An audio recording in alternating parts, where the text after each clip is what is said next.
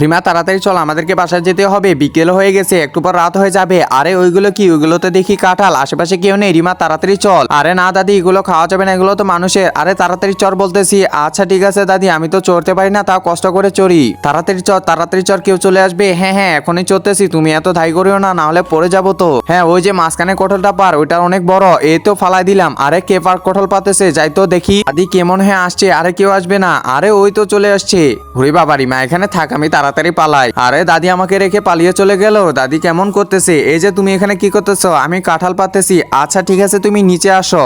একজন মা কতটা আপন হয়ে থাকে, যার মানেই তাকে জিজ্ঞাসা করে দেখো। তো দেখা যাক বন্ধুরা, এই মায়ের জন্য কে ভিডিওটিতে লাইক এন্ড সাবস্ক্রাইব করে। আর যারা মাকে ভালোবাসো না, তারা ভিডিওটি থেকে দূরে থাকো। আচ্ছা কাঁঠাল পাতেছো, সমস্যা নেই, তুমি এটা নিয়ে যাও। আচ্ছা দাদি, ধন্যবাদ তোমাকে। আরে রিমা, তুই কাঁঠাল নিয়ে আসছিস, ভালো কাজ করছিস, দে এখন আমাকে। এই যে নাও তোমার কাঁঠাল। আমি যখন বিপদে পড়ছিলাম তখন সে চলে আসছিল, আর এখন কাঁঠাল নেওয়ার জন্য খুব তাড়াতাড়ি চলে আসছো। হ্যাঁ কি হয়েছে এখন, তাড়াতাড়ি চলো।